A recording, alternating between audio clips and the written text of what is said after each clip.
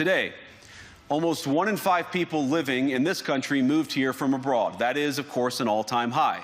It's a similar number, by the way, in the United States, also an all-time high. The number of immigrants who entered the EU from non-EU countries doubled between 2021 and 2022 alone. I know what's gone on previously in my previous prison sentences. I wrote a letter to my wife, and it was a detailing letter. Yeah. You're right. It's all right. This is a letter to your wife from prison. What did you say? To make sure they understood why I do what I do.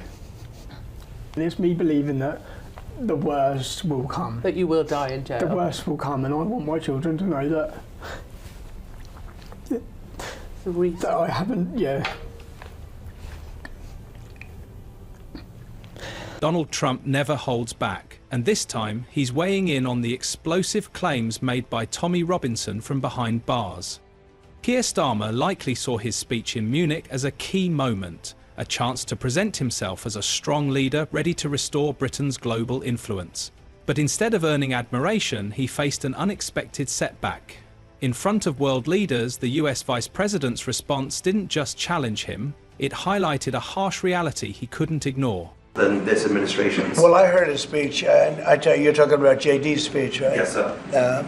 I heard his speech, and he talked about freedom of speech, and I think it's true in Europe. They're losing their wonderful right of freedom of speech. I see it. I mean, I thought he made a... This wasn't just a poorly received speech. It was a wake-up call, a sign that under Starmer, Britain's influence may be slipping. His leadership isn't as solid as he portrays, and even key allies are beginning to question his approach. When Keir Starmer took the stage in Munich, he had one clear objective: to reinforce Britain's role as a global leader under his watch. His speech was packed with confident statements about democracy, international cooperation, and the UK's commitment to global stability. He emphasised strengthening ties with European allies, addressing security challenges, and ensuring Britain remained at the forefront of shaping the world's future. That just come out of jail after 13 months had been encouraging his missus to behead her parents because they were kafar, non-believers. He spent 30 months in jail. He'd been encouraging and promoting ISIS terrorism. And they knew he was still a danger and a threat. That's why he was monitored 24 hours a day. He's only out of jail 2 days before he went and tried to kill people. Why has he been let out of jail? When we start treating these men, don't put them in prison with car thieves or violent offenders or drug dealers, because they're a whole new level. They are foreign fighters, enemy combatants at war with us. No man to your pathetic de-radicalisation bullshit programmes that you put them on in prison changes their mind. They are followers of Muhammad. They are inflicting what he has told them to, backed up by scripture. This actual terrorist who just went on his killing spree, do you know what he actually said before he went to jail, when he got last sent to prison? He said that we can rape Yazidi women because it commands us to in the Quran. Now you all scratch your heads as to why 90% of grooming gang convictions are Muslim men. You know, we're not even allowed to ask the question if it's linked to scripture. Do you know how infuriating it is? And it's infuriating. Innocent people are getting stabbed. But here's the issue. Talk is easy. Starmer painted a vision of a strong and confident Britain, yet his leadership at home tells a different story. He aimed to show he could collaborate with world leaders, but the truth is, many are already questioning whether he can actually follow through. At the conference, the focus was on security. Typically, that means external threats. Military leaders filled the room, and the Trump administration made its stance clear. While committed to European security and a reasonable resolution to the Russia-Ukraine conflict, Europe must take greater responsibility for its own defence. However, the biggest threat to Europe isn't Russia, China, or any foreign power. What's most concerning is Europe's own drift away from its core values. So it doesn't matter. The British people are always going to thrive. They're always going to win out. And the more tyranny you put against them, the more backlash you're going to feel as the government. God bless Tommy Robinson. Free Tommy Robinson today. Starmer positioned himself as a bridge builder, hoping to restore ties with Europe after Brexit. But does he have the clout to make it happen? Can he convince the world that Britain remains a major force when his own country faces economic struggles, social unrest, and increasing restrictions on free speech? This speech was meant to be a defining moment, a chance for Starmer to prove that Britain still holds weight on the global stage. Instead, it left more doubts than reassurances. His vision may have looked promising on paper, but when tested, it collided with the stark reality of his leadership. Those that are spreading lies and misinformation as far and as wide as possible, they're not interested in victims. They're interested in themselves. Those who are cheerleading Tommy Robinson, not interested in justice. They're supporting a man who went to prison for nearly collapsing a grooming case, a gang grooming case. These are people who are trying to get some kind of vicarious thrill from street violence that people like Tommy Robinson promote. And those attacking Jess Phillips, who I'm proud to call a colleague and a friend, not protecting victims. Jess Phillips has done 1,000 times more than they've even dreamt about when it comes to protecting victims of sexual abuse throughout her entire career. And so just as I took on the criminal justice system and the institutions when I was chief prosecutor, I'm prepared to call out this for what it is. We've seen this playbook many times, whipping up of intimidation and threats of violence. As the US Vice President responded, it became evident that Starmer's carefully crafted message wasn't landing as intended. Rather than projecting strength, he appeared as a leader clinging to an image that no longer aligns with the realities of his government. When Starmer finished speaking, he might have expected a standard diplomatic nod or polite acknowledgement. Instead, he got something far worse, an unexpected public challenge that left him scrambling. On an international stage, the Vice President didn't just disagree, they exposed the disconnect between Starmer's rhetoric and the reality of Britain's current position. Hoping that the media will amplify it. Now, Jess Phillips does not need me or anybody else to speak on her behalf. But when the poison of the far right leads to serious threats to Jess Phillips and others, then in my book, a line has been crossed. I enjoy the cut and thrust of politics. This wasn't a minor policy dispute.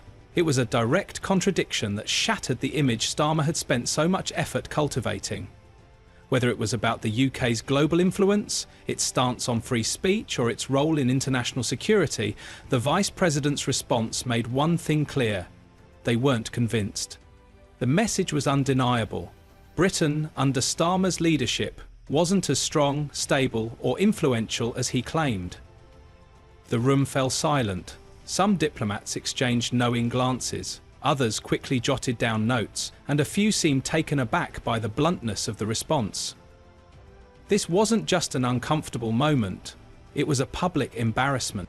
Tommy Robinson, real name Stephen Yaxley Lennon, has been charged under the Terrorism Act. He hugged supporters waiting outside for him, telling them he was there for telling the truth. Now, one of them asked what'll happen next, and he said, "I'll see what happens, mate. I don't expect to come back out here." When the leader of a key ally openly questions your credibility, it doesn't just bruise your reputation, it weakens your influence on the global stage. Starmer may have tried to downplay the moment, but the damage was already done. This wasn't just an awkward exchange, it was a clear sign of the lack of confidence world leaders have in his leadership. If the US Vice President was willing to challenge him so openly, one can only imagine what's being said behind closed doors. At this point, I know what they're going to do. Yeah. What I believe they're going to do, and that I know no one can tell me why I was brought to that prison only. Yeah. No one can tell me. So I know intentionally, and previously I've been locked in rooms with Muslims in prison. So I believe that, and then in that first week in the block, What was meant to be Starmer's defining moment, a chance to demonstrate his strength on the international stage, ended with him looking unprepared, vulnerable, and completely out of his depth. Starmer wants to be seen as a strong global leader, but concerns about his leadership are growing both at home and abroad. His biggest challenge? convincing the world that Britain remains a defender of democracy while his own government continues to restrict basic freedoms. Should be an irreversible path for Ukraine to NATO membership. And you have backed away from that, to be absolutely clear. No, obviously nobody was expecting that to be immediate. It was a pathway over time. Under Starmer's leadership, free speech in the UK is facing increasing threats. Laws are being used to suppress dissenting voices. Individuals have been arrested for silent prayer.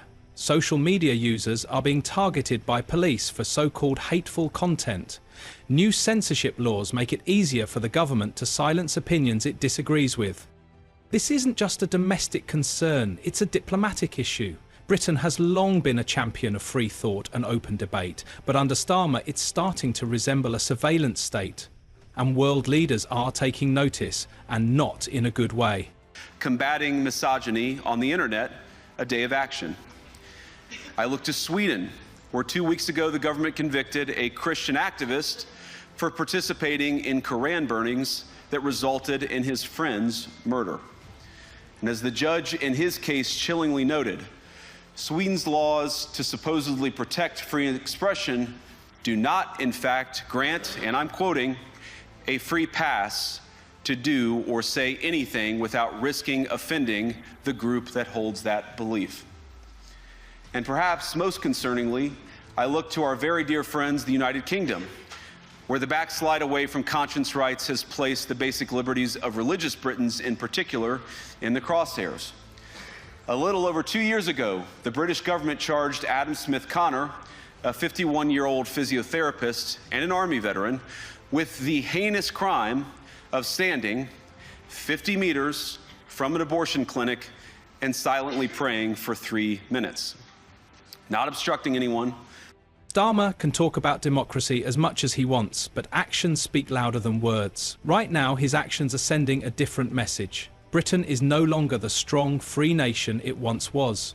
He wants to project the image of a capable and decisive leader, but behind the scenes, allies are already questioning whether Britain under his leadership can still be trusted as a serious global player. The UK was once a dominant force in world affairs, shaping international policy and standing firm in its principles. Under Starmer, that influence is fading fast. Let us know your thoughts in the comment below. Like and subscribe to the channel for more updates like this.